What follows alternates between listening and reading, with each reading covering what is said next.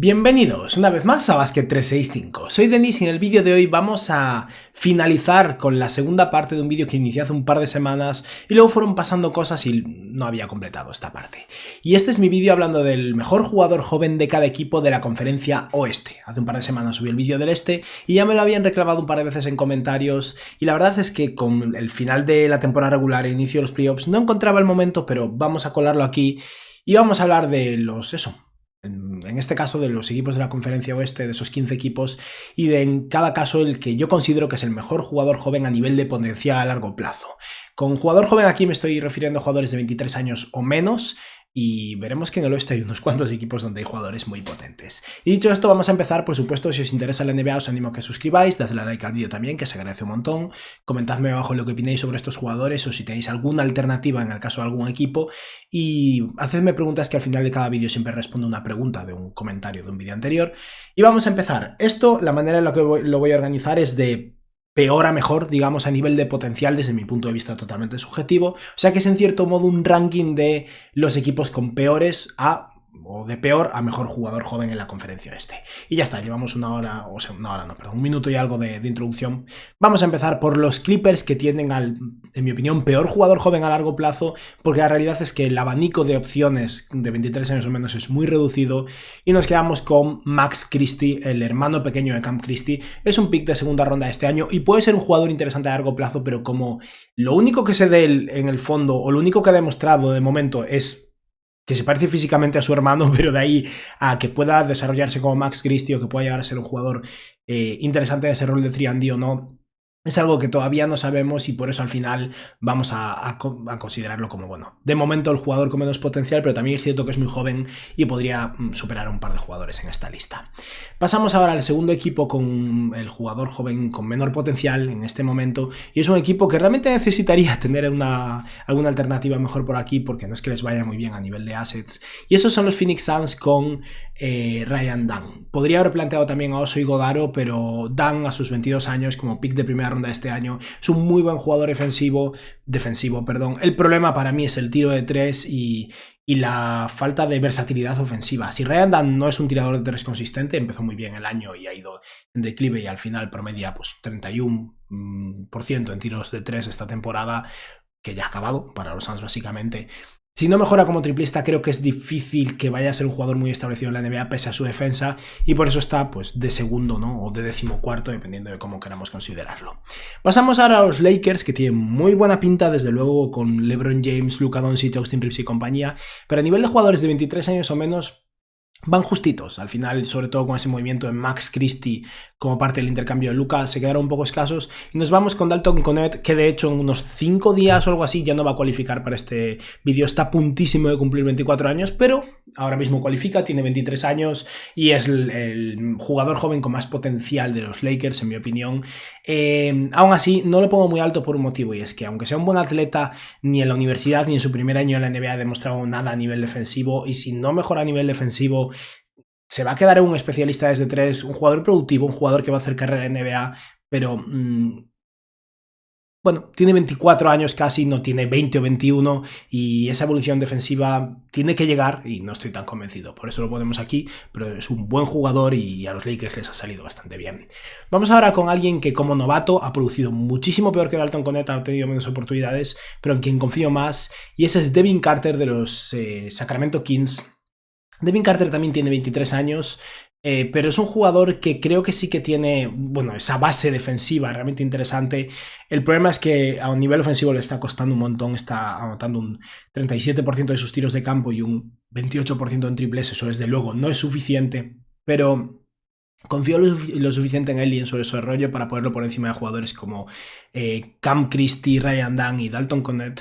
Pero esto puede ser un error, porque es cierto que no sabemos si Devin Carter va a hacer carrera en NBA o no, pero a mí me parece un jugador ganador al final, uno de esos jugadores que realmente van a tener impacto, y su capacidad atlética, su defensa y en general su saber hacer creo que lo van a llevar a convertirse en un jugador productivo. Pasamos ahora a otro novato, precisamente, justo hablamos de 3 consecutivos, y en este caso es un novato de los New Orleans Pelicans que ha salido muy bien en su temporada inicial en la NBA, y ese es Yves Missi, un pivot muy atlético, un jugador con capacidad de intimidación que tiene que mejorar mucho a nivel defensivo. Una cosa es poner tapones, otra cosa es defender bien, pero es un chaval de 20 años, tiene muchísimo margen de desarrollo por delante, está produciendo un nivel mucho más alto de lo esperado en su temporada de novato ya, lo cual es una muy buena señal desde luego, y la verdad es que confío mucho en él a largo plazo. Creo que va a ser un buen pivot en la NBA, no sé hasta dónde llegará, lo pongo en este término medio porque es, digamos, el último nombre de esta lista en el que no estoy 100% seguro de que vaya a ser un jugador titular a largo plazo.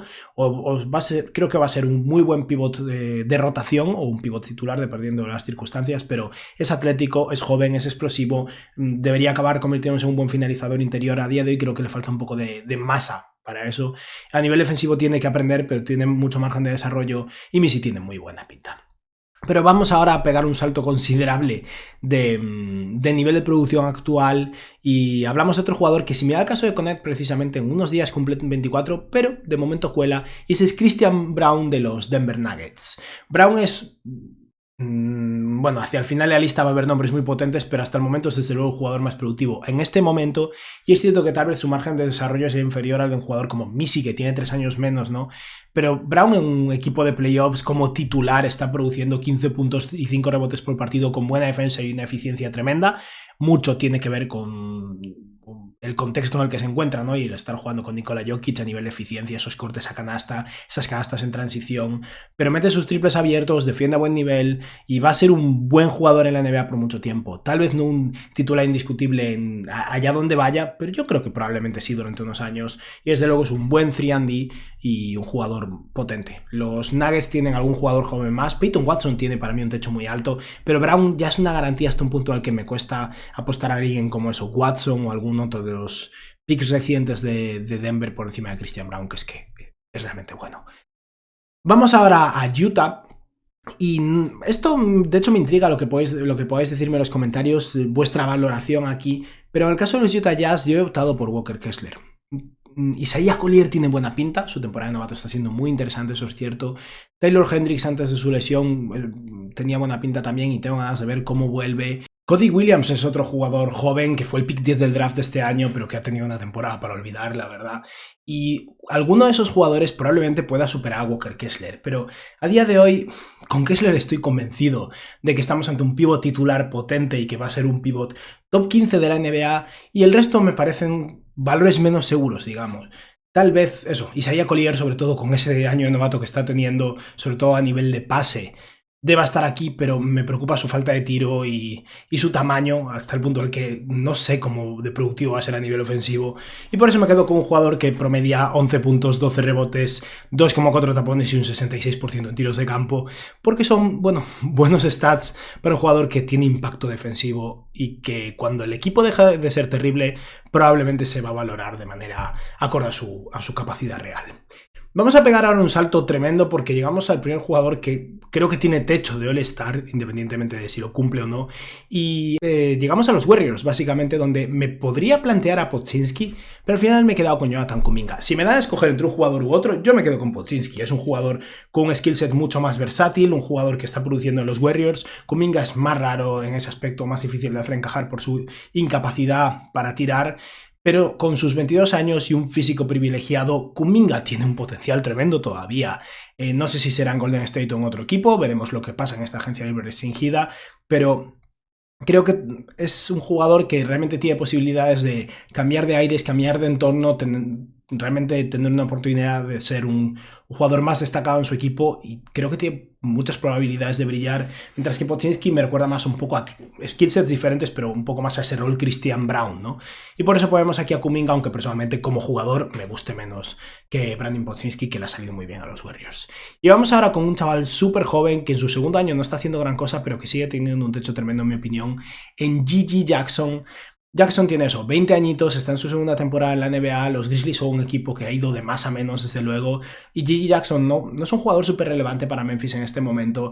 Empezó la temporada lesionado, recordemos, se había roto el pie, si no recuerdo mal, creo que volvió en diciembre o enero, y está promediando nada, 15 minutos de juego por partido, 7 puntos y 3 rebotes con una eficiencia que deja un poco que desear, no es un gran playmaker en absoluto, pero esa combinación de tamaño, coordinación e instinto ofensivo hacen que no me parezca descabellado en absoluto que dentro de un año o dos de repente Gigi Jackson empieza a conectar los cables, ¿no? Y se convierte en un jugador realmente relevante y por eso lo tenemos ya bastante alto.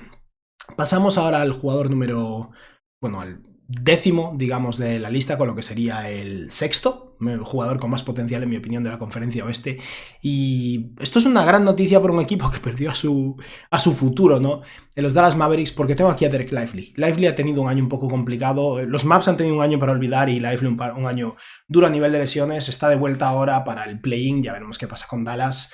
Pero Lively a sus 21 años es un pivot con un techo tremendo, en mi opinión. Para mí está claramente por encima a nivel de potencial de jugadores como Ismisi o Walker Kessler. Lively tiene esa combinación de tamaño, capacidad defensiva y movilidad que no tiene Walker Kessler, con un saber hacer y una capacidad de pase muy interesante, que lo hace un jugador muy completo que no me sorprendería que un día acabe siendo All-Star. No creo que vaya a ser uno de los mejores 3 pivots de la NBA, pero Lively tiene un potencial tremendo, en mi opinión, y eso, a sus 21 años promedia 23 puntos, 9 puntos y algo más de 7 rebotes por partido, con 2,4 asistencias, 1,6 tapones y un 70% de acierto en tiros de campo. Es un muy buen jugador joven con un potencial defensivo tremendo y que va a seguir mejorando seguro. Llegamos ahora al top 5 y de quinto tengo un jugador con el que tengo mis dudas, pero que está teniendo una producción innegable y que es muy joven todavía, y ese es Shaedon Sharpe de los Portland Trail Blazers, un jugador que está en su tercera temporada en este momento. En verano puede firmar su extensión de contrato y me intriga mucho ver a qué acuerdo llega o no llega con Portland, porque Sharpe ha sido inconsistente a nivel de salud, se ha perdido bastantes partidos, a nivel defensivo deja bastante que desear, pero es un atleta sobrenatural. Todos hemos visto montones de los mates que ha hecho a lo largo de su breve carrera, es tremendo en ese aspecto, y no deja de ser un jugador que en su tercera temporada promedia 18,5 puntos por partido en 31 minutos de juego. El triple le está costando, se tira 6,6 por partido y anota solo el 31% de ellos, pero aún así las herramientas, el potencial de estrella están ahí y por eso lo pongo aquí. Es un jugador que creo que tiene un suelo bastante más bajo que Lively o que Walker Kessler, pero Gigi Jackson tampoco es que tenga mucho suelo, Kuminga tampoco, sinceramente, y creo que Shaedon Sharpe, con lo que ha demostrado hasta el momento, se merece estar bastante alto. Y ahora llegamos a un nivel diferente, un nivel de estrella ya establecida, en mi opinión, en mayor o menor medida, y es que de cuarto tenemos a Chet Holmgren de los OKC Thunder, un jugador de 22 años. Jalen Williams cualifica también para este vídeo, tiene 23 años. J-Dub para mí es mejor jugador en este momento, pero creo que Chet Holmgren tiene más potencial por esa combinación de tamaño, impacto defensivo y versatilidad ofensiva, que lo hace un jugador muy, muy, muy interesante. Holmgren tiene eso, 22 años, y cuando está sano tiene un impacto defensivo tremendo, que sí, que es delgado, es evidente, se ve, ¿no? Y a nivel de rebote deja un poco que desear, pero 27 minutos de juego por partido, 15 puntos, 8 rebotes, más de 2 tapones, un 38% en triples con un volumen más que aceptable para su rol y su posición, ¿no? Y un 49% en tiros de campo lo hacen básicamente un pivot, capaz de abrir el campo, con capacidad de poner algo el balón en el suelo también, y que al mismo tiempo es uno de los mejores pivots defensivos de la NBA. Todo eso dan para mí como resultado un futuro All-Star, un futuro jugador del NBA probablemente, y un jugador tremendo, al que pongo de cuarto porque es que la cima de la conferencia oeste es muy potente. De tercero tengo a Amen Thompson. En su segundo año en la NBA es un jugador All-Defense con un potencial absurdo, un físico sobrenatural completamente. Shaedon Sharpe es un matador más espectacular. Amen Thompson es un mejor atleta que Shaedon Sharpe. Es una auténtica locura, un defensor tremendo con mucha capacidad de rebote, que tiene un tiro de 3 terrible. Y ese es el único motivo por el que Amen Thompson puede levantar ciertas dudas sobre su potencial como futuro jugador del NBA, pero este tío es una locura. 32 minutos de juego, 14 puntos, 8 rebotes, casi 4 asistencias, más de un robo y un tapón por partido, un 56% en tiros de campo, consigue sus castas en transición, cortando a canasta, operando a veces un poco como un pivot, tira algo desde media distancia, pero tiene 22 años, tiene más margen de desarrollo y tal vez estoy teniendo demasiada fe en él, pero creo que Amen Thompson va a ser All-Star y posiblemente All-NBA en el futuro, y sí, lo tengo de tercero, que es bastante generoso teniendo en cuenta los nombres, bueno, sobre todo el caso de Chet Holmgren, pero es que a mí me encanta. De segundo está Anthony Edwards. Estamos hablando de un tío que tal vez entre en el primer equipo del NBA este año, y lo tengo de segundo porque, bueno, de primero está Wemby, obviamente. Edwards tiene 23 años, es súper joven, hasta el punto en que eso todavía entra en esta lista, y el año pasado llevó a Minnesota con ayuda, de unos muy buenos Anthony Towns, Rudy Gobert, y bueno, incluso Conley el año pasado estaba mejor, pero el año pasado llevó a Minnesota o lideró a Minnesota hasta las finales de Conferencia Oeste. Tiene 23 años, probablemente tenga ya 23 hijos, pero bueno, su vida personal, mientras no le pega a nadie, esto bueno, son cosas suyas, ¿no? Pero 36,4 minutos de juego por partido, 27,6 puntos, 5,7 rebotes, 4,5 asistencias, más de 10 triples por partido con un 40% desde 3, un 45% en tiros de campo. Es un defensor bueno, se conecta y desconecta, o sea, hay veces en los que pasa de todo, pero cuando realmente hace falta y se centra, tiene la capacidad de ser un defensor tremendo y este tío puede ser el mejor jugador de la NBA a largo plazo. Al final el cielo es el límite para él. Y lo tengo de segundo porque de primero tengo a Víctor Wembanyama, que a sus 21 años es el mejor defensor de la NBA. Desgraciadamente está lesionado, esperemos que vuelva. La duda entre... O sea, el motivo por el que tal vez alguna persona esté dispuesta a escoger a Anthony Edwards por encima de Wembanyama es el miedo que puede dar el físico de Wemby, y más ahora que hemos visto lo de este coágulo, ¿no? Pero como jugador, es el jugador con más potencial de la NBA de menos de 23 años. Puede que se convierta en uno de los mejores jugadores de la historia. Tiene realmente las herramientas para convertirse en el mejor defensor de la historia. Y sí, lo tengo que poner de primero. Y ya está, con esto hemos acabado por hoy. Simplemente vamos a responder una pregunta y ya finalizaremos.